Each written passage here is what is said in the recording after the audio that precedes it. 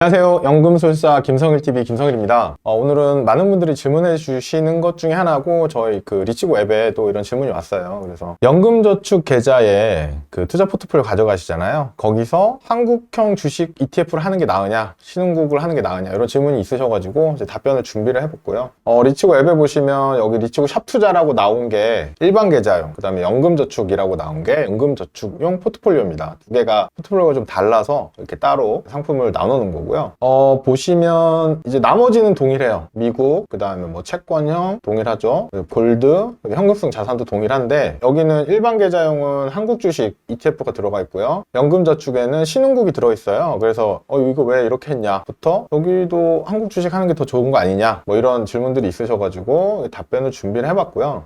제가 이제 마법의 연금 굴리기에서도 언급을 해드렸는데 일반 계좌에서는 국내 주식형 ETF가 매매 차익이 비과세예요. 비과세인데 연금저축 IRP에 가서 하면 세금을 내야 되는 거예요. 안 내도 되는데 세금을 내야 되는 이제 역효과가 세금 비효율성이 발생을 하죠. 그래서 신흥국 카테고리에 한국 주식 아니고 신흥국 ETF를 편입한 겁니다. 그래서 뭐 한국 주식으로 하면 안 되냐? 돼요. 한국 주식으로 하셔도 돼요. 그래서 여기 보시면 이렇게 장단점만 알고 계시면 돼요. 장단점이 뭐냐면 일단 신흥국 ETF 같은 경우에는 이제 한국뿐만이 아니고 다양한 신흥국의 그 경제 사이즈에 맞춰서 분산이 돼 있어요. 그래서 신흥국에 고르게 분산되어 있다는 장점이 있어요. 그리고 이제 한국 ETF 같은 경우에는 장점이 일반 계좌에서 비과세예요. 세금 안 내죠, 매매 차익에 대해서. 반면에 이제 한국 주식형 ETF 외에는 다 과세입니다. 현재 15.4% 매매 차익 과세가 생기고요. 그리고 한국 ETF는 종류도 많고 ETF 보수도 굉장히 저렴해요. 그래서 그런 장점이 있어요. 단점으로는 이제 신흥국 ETF 같은 경우에는 국내에 하나밖에 없어요. 현재 한 가지밖에 없어서 그게 단점이고 ETF 보수가 좀 비싸죠, 상대적으로. 그리고 거래량도 좀 적죠. 근데 거래량 적다는 게 투자를 할 때 실제 손해가 날 정도로 적은 건 아니고요. 일반인이 매매하는 점은 문제가 없습니다. 그리고 이제 한국 ETF 같은 경우에는 연금 계좌에 가면 안 내던 세금을 내야 된다는 게 단점이죠. 그리고 뭐 이런 질문도 있으셨는데 이제 2023년부터 국내 세금 체계가 바뀌어요. 금융소득세라는 게 생기는데 그러면 이제 국내 주식이나 국내 주식형 ETF 펀드도 과세가 됩니다. 금융소득세 과세가 되는데 그래서 그거는 어떻게 해야 되냐라는 질문도 있는데 참고로 말씀드리면 국내 주식형 매매 차익 과세는 5천만 원 이상부터예요. 수익이 1년에 5천만 원 이상 나는 것부터 과세가 되는 거예요. 그래서 일반적인 사람들은 전혀 문제가 없어요. 그리고 그 정도 사이즈의 자금이 있는 분은 연금저축이 상대적으로 비중이 작거든요. 그래서 큰 영향이 없기 때문에 신경 안 쓰셔도 되는 부분이고, 뭐 신흥국, 한국 어느 게 더 좋냐라는 질문에 이제 대답을 해보면 장단점은 앞에서 언급드렸고요. 요겁니다. 요거 보시면 이 파란색이 한국 주가지수 토탈 리턴이고 요 빨간색이 신흥시장이에요. 보시면 거의 똑같죠.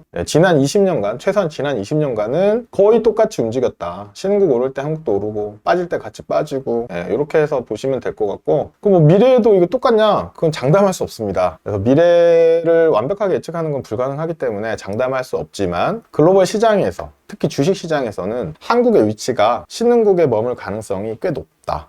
물론 MSCI 선진시장 지수에 한국이 편입이 된다거나 하면 여러 가지 변화 사항이 생기긴 하겠지만 신흥국 주식을 가져가는 목적 자체가 미국 혹은 선진국 시장과 다른 움직임을 보이기 때문이잖아요. 그렇기 때문에 꽤 유효할 것 같다라고 생각이 들고요. 당분간은 크게 특이사항은 없을 것 같아요. 당분간이라 하면 최소 수년간은. 그리고 우리나라가 진짜 선진시장에 편입이 돼서 선진국이랑 같은 움직임을 보인다, 그때 가서 다시 한번 좀 고민해보고, 예를 들어서 MSCI 선진국 지수에 한국이 편입된다, 그때쯤 되면 다시 한번 좀 검토를 해보면 될 것 같고, 현재까지는 뭐 둘 다 큰 상관없습니다. 단 세금 관점에서 혹은 분산 관점에서 연금 계좌에서는 신흥국 ETF가 좀 더 낫지 않나, 그래서 지치고 연금저축에서는 이 상품을 선택했다, 이렇게 말씀드리고, 세 줄 요약을 해보면 신흥국이나 한국이나 큰 차이 없다, 취향에 맞게 선택할 수 있다. 정말 취향이 이렇게 있으신 분들이 있어요. 예를 들어서 저희 리치고 자산배분에서는 금을 넣잖아요. 근데 금 싫어하는 분들이 있어요. 금을 유난히 싫어하시는 분들은 빼셔도 되거든요. 그리고 어떤 분들은 이제 저희 리치고 IRP에서는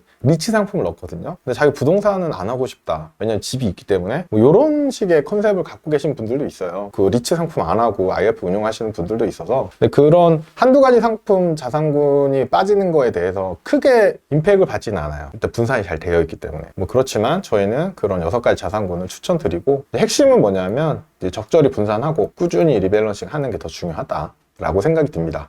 오늘은 여기서 마치겠습니다. 감사합니다.